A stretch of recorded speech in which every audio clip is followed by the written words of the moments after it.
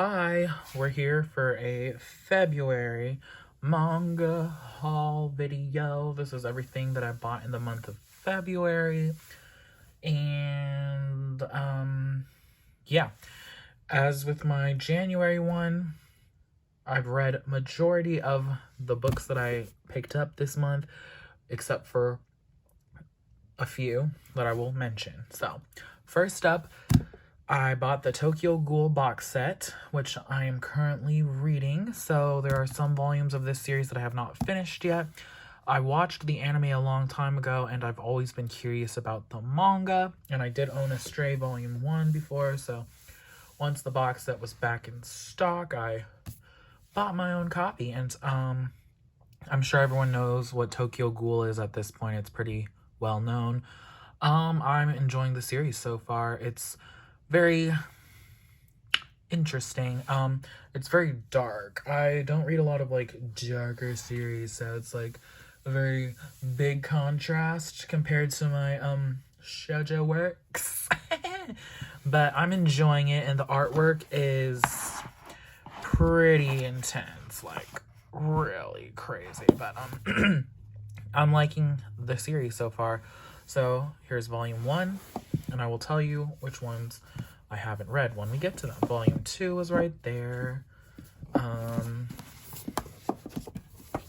do it that way. Volume 3, I love the covers and like the design with like the Japanese text on the covers. I know this creator's newest series that's been released kind of has the same thing, and we're getting the English soon, I believe. Volume 5. Volume 6. Volume 7. Crazy cool cover. I like that cover. Volume 8. Oh, it came with a double-sided poster. And we have volume 9 and 10. And I am currently somewhere, right here in volume 11. This cover is bananas. So that's where I'm currently at. So I only have 3 more left after I finish volume 11. So I've made quite a big dent. Yes, I read a lot of manga each month. Or, yeah. Usually I try to read everything that I've purchased just for my sake. Next up we have volume 5, 6, and 7 of my Dress Up Darling. These were the last 3 that I needed, and I still really love this series. It's so cute. What else needs to be said? Everyone kind of knows what this series is nowadays. Cosplay. And we're currently in the throes of Gojo creating the costume for the school festival for our lovely lady. So yes, that is where we are currently at, and I'm still very much a fan of this series. Super fun. Next up, we have volume 9 of The King's Beast. There was a lot of drama that happened in this volume. It was pretty intense. It was very good. I don't want to spoil it because I feel like with the first 2 volumes you can give a lot of synopsis, but then once you get to like these later volumes, it's like I don't want to tell you guys what's happening now, because if you guys plan on reading it in the future, it's going to be like a big spoiler. But there was a lot of drama in this, and it was crazy, and I felt bad for our lovely Prince Tenyu. Crazy shit. And now we're getting into a new arc, and I'm very excited to see where it goes. Then we have volume 23 of Snow White with the Red Hair, and it's kind of a small volume. It's a little thinner than the other one, but it was still really good. We're still continuing on where they are at right now in the Lugaria estate. I love that my boy Ryu is on the cover once again. I love Ryu. He's like so adorable, and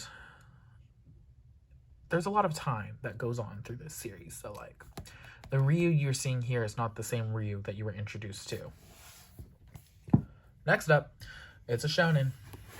we have Blue Box, Volumes 1 and Volume 2. I've heard a lot of people say that this was a nice little series, and I decided to check it out, and I really like it.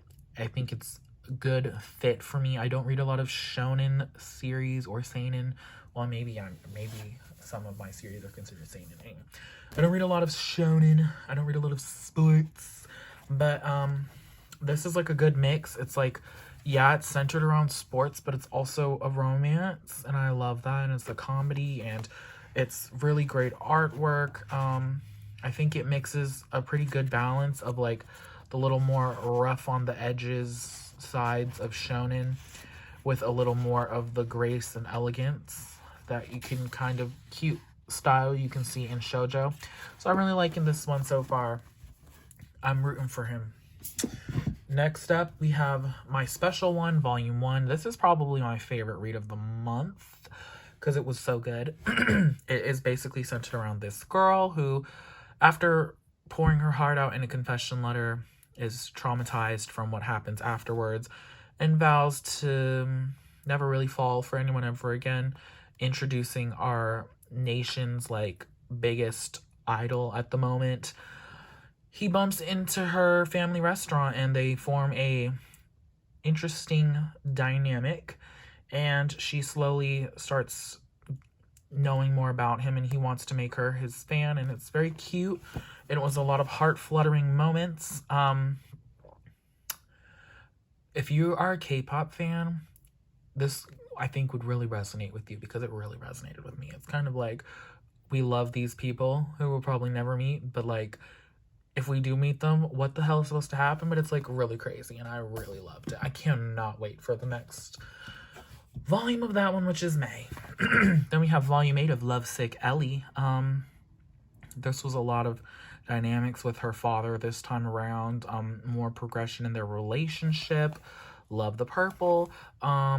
Just a really cute volume, a nice little installment. It was a little thinner than the last one, but that's okay. Next up, we have Rainbow Days, Volume 2, which is probably my most disappointing read of this month. I still am intrigued with the story for this, but I just felt like there was not enough story progression in this volume to make it worthwhile. As you can see from this table of contents, it goes chapter 5, chapter 4, and chapter 5, and then these like side stories, and then this I Can Do It All By Myself is like a completely non-canon, doesn't have nothing to do with Rainbow Days, one shot of some random thing that this creator wrote, and I just feel like there was not enough story progression in this for my liking, but I'm still holding out faith. The jury is still out on Rainbow Days. I've heard some people say they really like it, so we'll see. Next up, we have Volume 2 of Usatoki Rhetoric, which I still really love, and we got Mr. EY on the cover.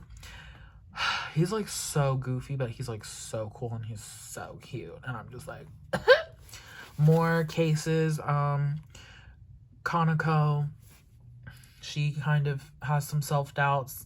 I feel like he's gonna help her realize that her power is not a burden, and she is gonna thrive, and he's gonna thrive with her, and I love it. It's so good. I love the setting. The artwork is, as always, fantastic. And yes, Usatoki Rhetoric. And then we have Volume 2 of I Think I Turned My Childhood Friend Into a Girl. This one had a lot of controversy last year when the first volume was released, because whoever translated it decided to change the narrative of the storyline, which got people all in a buzz. The creator sat down with the 7 Seas Entertainment.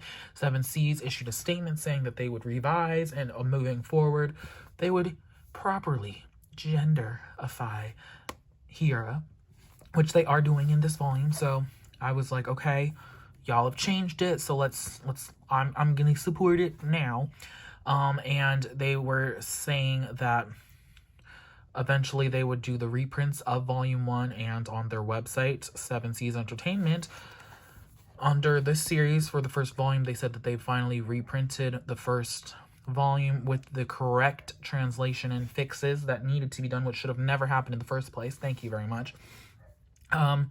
So I finally am going to buy that, but I don't know what Amazon will send me. If they send me the first edition, then I will just kindly ask for it to come back, because there's something in the credits where it's supposed to tell us if it's the correct reprint 2nd edition or not, and I will definitely be looking for that because I want the correct pronouns, I want the correct storyline. So yes, it's very cute.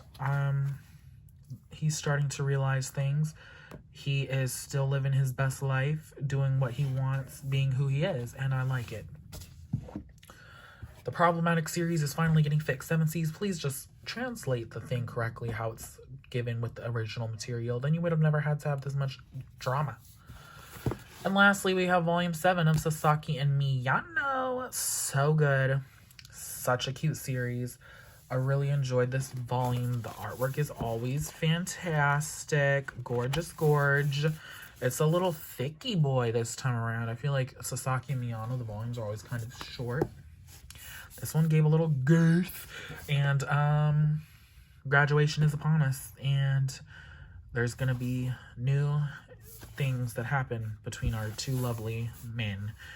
And I can't wait to see what happens. So that is it for my February manga haul, and I will see you on the next one. Oh my gosh. So,